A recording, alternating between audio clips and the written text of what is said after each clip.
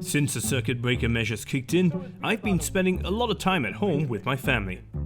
It can get pretty boring, but at least I'm safe. It may not be the same for some others.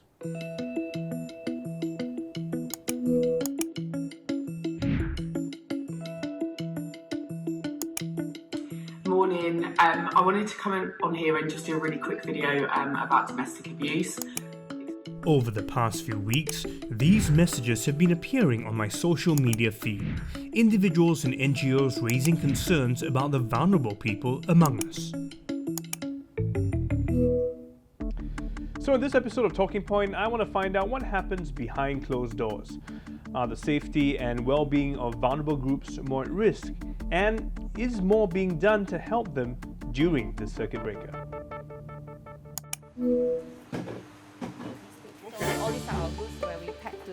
I'm starting my investigation with NGO Free Food for All. Like other NGOs and social workers, they are considered an essential service, so they are allowed to work. Thank you. So all this stuff we have here is for a family of 8. Yes, it is, yes. How long will it last them? It will last them for about maybe a week or so. Right, so now we're going to deliver the food. Let's load it into the van. But they have to work with fewer volunteers and switch to doing door-to-door deliveries instead of distributing food at mass collection points. Okay, oh hello, hi, we brought you some of your foodstuffs. Even before the pandemic, Free Food for All was feeding about 100 needy families in Singapore every month. A couple of days before the circuit breaker was announced on the 3rd of April, the NGO's founder, Nizar Sharif, put up a Facebook post reaching out to those in need of food rations. They received 570 applications. That's close to 6 times more than usual. Wow, what's with all these boxes? Is this all food as well? Yeah, food and hand sanitizers. Food and hand sanitizers, okay.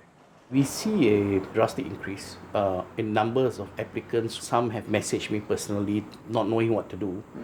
Both husbands and wives have lost their jobs, and they are concerned about their dwindling savings. The Ministry of Manpower said that there are more than 19,900 job losses during the first quarter of this year. This fall is the sharpest since the SARS outbreak, when employment fell by 24,000 in the second quarter of 2003. So what is your biggest concern for this group of people? My biggest concern is their ability actually to tread waters in these times. We cannot look at the food not on the table as just not having food on the table. It leads to many other problems, social problems, tempers flaring, people are in a confined environment. We had one applicant call us and told us that I work as a cleaner, my husband's a cleaner. By the time we come back home, we are both so tired. You know, when there's no dinner on the table, he gets very angry and he's violent, and sometimes he beats me up. My conversation with Nizar worries me. He's telling me that violence can erupt in families facing extreme pressure, and this is a situation not unique to Singapore. Across the world, rising cases of domestic abuse have been reported in countries that have imposed movement restrictions. In Hubei, China, where the virus was first detected, domestic violence reports more than tripled during the lockdown in February. France noted a 32% increase in similar cases since mid-March, while the National Domestic Abuse Helpline in the United Kingdom reported a 25% increase in calls coming through.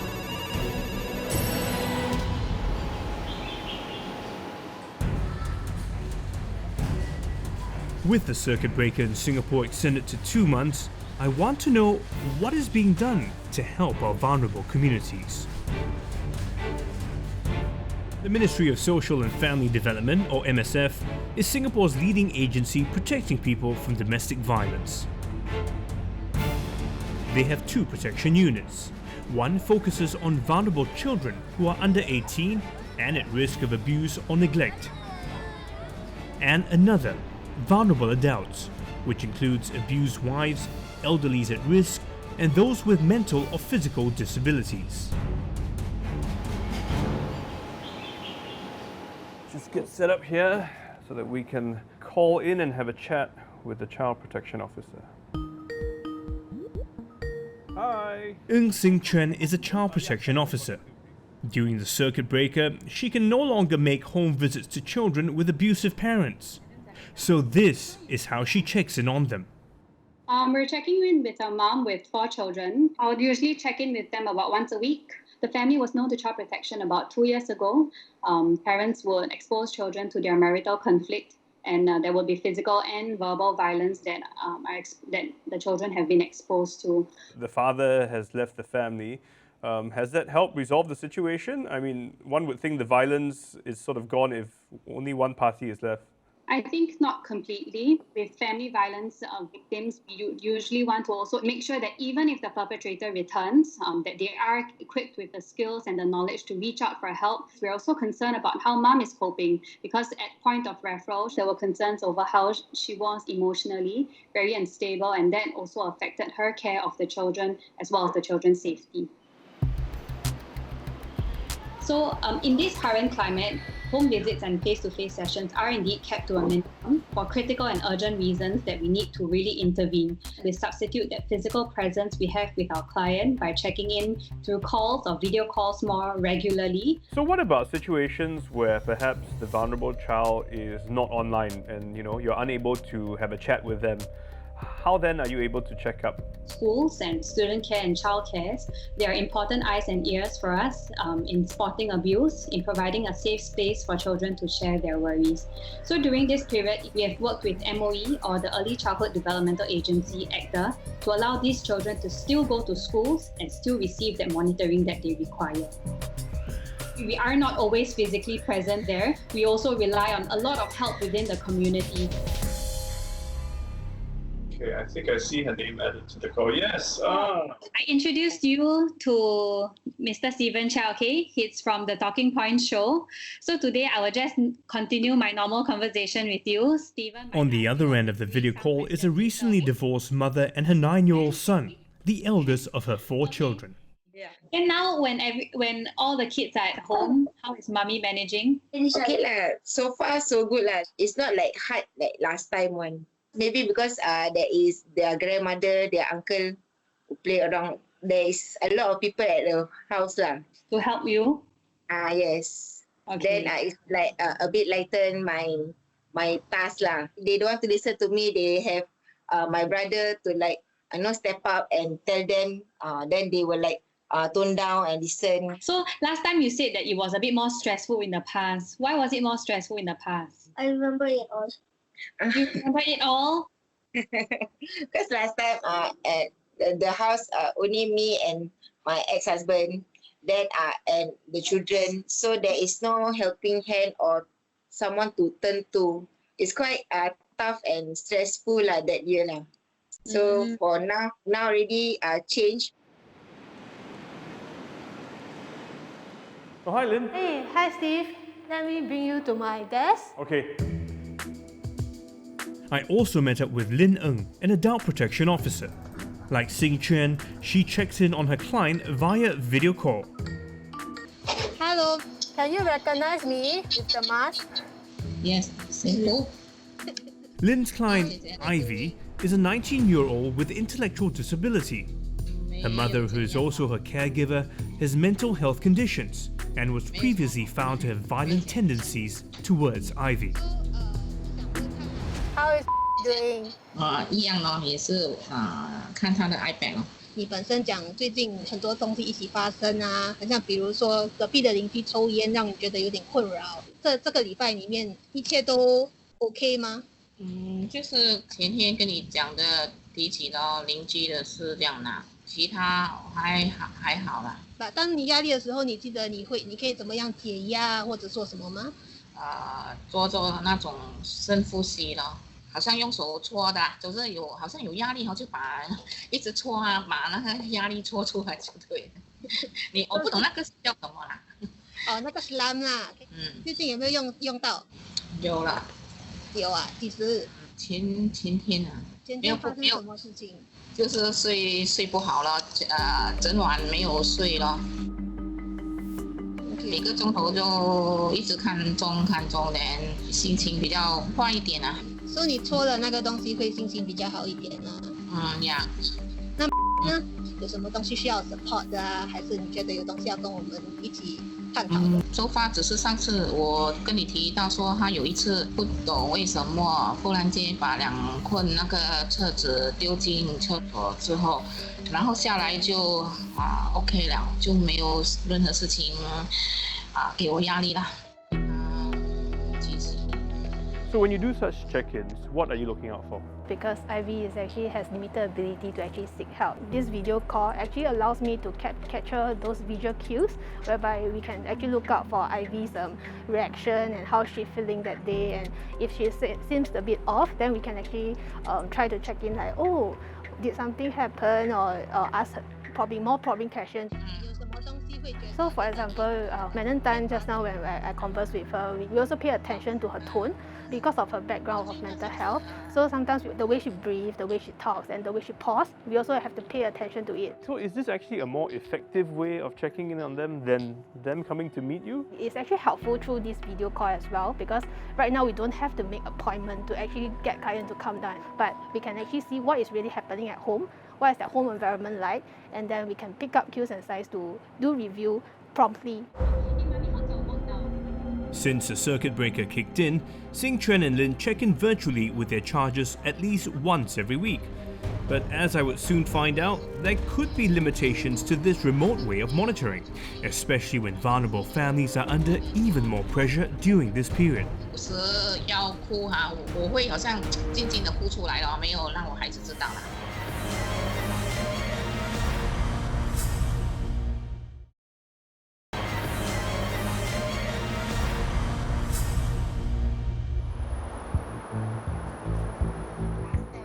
Earlier, I found out that social workers keep tabs on children and adults at risk of abuse virtually during the circuit breaker period.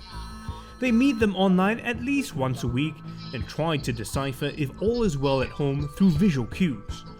I also managed to speak to the 2 families that the social workers are in touch with to get a sense of the challenges they face during this circuit breaker period. Are you more concerned now that the circuit breaker has been extended? Do you feel that it's going to be more stressful? Yeah, I'm being affected lah. Then my working place also getting lesser days to be worked. So from twice to thrice now become 1 to 2 days. Then it's stressful for me lah, because it's also affect my financial budgeting lah. I'm just afraid that if the workplace temporarily close, then I will have no job. Now when I stress, I just see my phone lah, then just lie down, just cool myself down instead of like doing things that not supposed to like last time, like self-harm or what. 我最担心的是就是物质咯，说现在他们又政府停了他们的工作，我觉得好像对我很有影响。我知道不只是我一个人呐，还有其他那种申请的屋子的人。可是我不懂嘞，我觉得会有压力嘞，给我。如果他们这样停住，一直一个月又做，政府又在 extend 哈，我又对那个屋子没有说什么哈，我又一直留在这边，我不懂怎样讲啦，我想啊，好像这边好像压力给我很大这样。Actually 我没有去说要跟邻居吵啦哈，说话我住这边 OK 啦，现在才4个月啦哈，只是他们那些抽烟的问题而已啦，使我无法习惯啦啊，加上我呼吸有时很难哦，所以变成闻到他们的烟啊就很难啊。Madam Tan, who was abusive to a special needs child, has been waiting to move into a new home for months now. She had hoped that a new environment would reduce some of the stresses she's had to endure. 因为我就是有一个特殊孩子，说还好他现在还 OK 啦吧，我不懂有一天他一直又待下去哈，长久会说要朝着出去还是什么，可是现在问题是说真的不可以嘛，对吗？之前叫他戴那口罩，他也是不可以，因为 maybe 他们的呼吸啦，他们不懂啦，不会 handle， 说他就拿出来了，说希望是不要好烦到我。你说有很多压力，你有用什么办法来解压？当我有压力的时候，我就会站在窗口咯，看着窗口，向着远远那个地方。如果有时要哭哈，我会好像静静的哭出来了，没有让我孩子知道啦，这样啦。要不然就跟我的男的孩子讲，我说我要下去楼下走走这样啦，就比较好一点啦。Movement restrictions due to the circuit breaker added pressures of life and limited contact with social workers. It's a triple whammy. Melrose Home is a children's home that shelters abused kids between the ages of 6 and 18. During the circuit breaker, some of the children were sent back home in order to limit numbers. The only way for the home to keep in touch with them is via online meetings. I'm reaching out to Director Steven Chia to find out what are the limitations of remote monitoring. And what about the kids that you have sent home? Is it possible that vulnerable kids could be more at risk during this circuit breaker? This crisis, this COVID-19 crisis, is unprecedented and it's taking a toll on both adults and children. So children being at the lower end of the power continuum, having little power and sometimes not having actually the ability to fully understand and appreciate the gravity of the situation, would find it more difficult to deal with it emotionally. And parents having the bread and butter issue that's weighing on their head sometimes will have less positive interaction with the kids. So in that sense, it is true that during such crisis period, vulnerable children can be made more vulnerable. But if you're only able to check on the kids, via video conferencing like this, how can you really tell if the kids are in need? We need to acknowledge there are limitations to telecommunications. As part of the safety contract, we've also told the parents that we would be making video calls to your kids and talk to them. And if there is really some concern, there's actually no qualms for us to kind of like go there and bring them back to stay with us. But the thing is, with those kids that perhaps are in need, you may not even be able to contact them because, they may just go offline. What then? I think in those cases, if we are not able to contact them via video call or normal phone call, then it warrants for us to actually make a home visit and bring them back. Elvin hasn't had to bring a child back yet because his safety was in danger, but he's keeping a close eye on them. The worldwide rise in domestic abuse cases is dubbed a new COVID-19 crisis. With the extension of the circuit breaker, I find out if this is also the case back home in Singapore. We're receiving calls from women who've been kicked, who've been punched.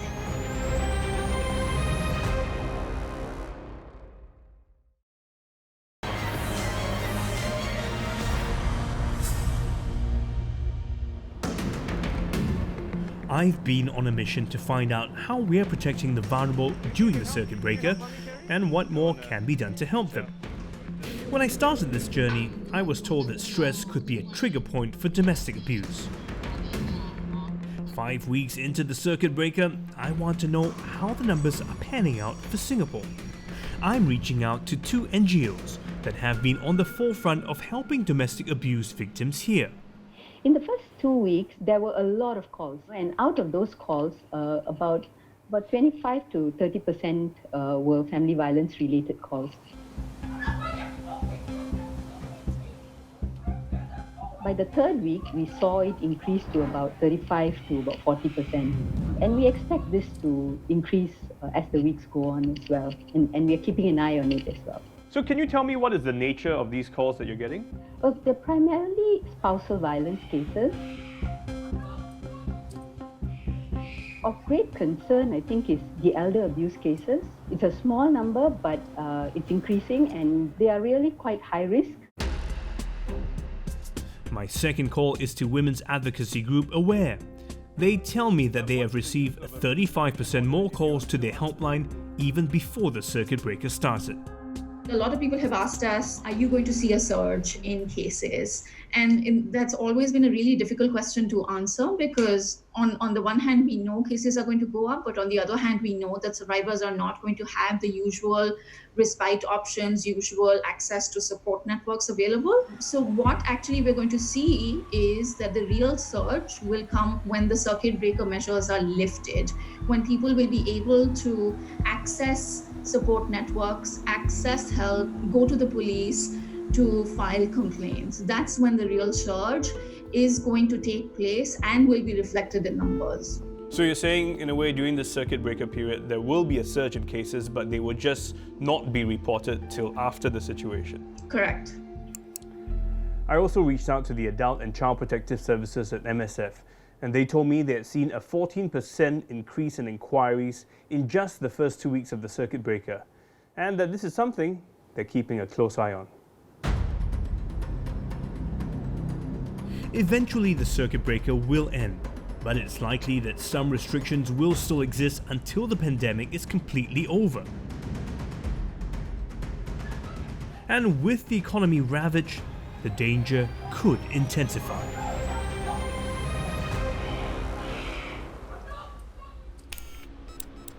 I want to know how we can improve the systems already in place. Surely there's more we can do in these unprecedented times. I'm getting answers from the man who helps craft policies relating to vulnerable groups in Singapore. So with the circuit breaker in place, what social workers can do is now limited. Would you say this is a ticking time bomb? If you look at what's happening around the world, when there is restricted movement, there have been cases of increase in the number of family violence and abuse. So in Singapore, we are mindful of this. More of these things may happen. We want to be proactive and come forward and help our people. We want to encourage people to call the National Care Hotline if they have any issues. By the time something really happens, it might be too late, right? So is there a cause for concern here? Essentially, it's not only about social worker alone. There are different groups of professionals, including the police, that are standing by, that want to be proactive during this period, particular, to see if there are any instances whereby we know something is not right. We will do our best to reach out to them. At the same time, we want to get the message out to the bigger community. Please help us to look out for your fellow residents, your neighbours, your relatives who may be suffering in silence. There are things that are very odd. They are having some stress, you heard noises, and you see things not right. I think it's good to break the silence. Domestic abuse can be an unintended consequence of the circuit breaker measures, especially for vulnerable families. And so it's heartening to know that there are community care workers who are still monitoring them closely. And we can help out by keeping a lookout for those in our community and to offer a helping hand for those in need.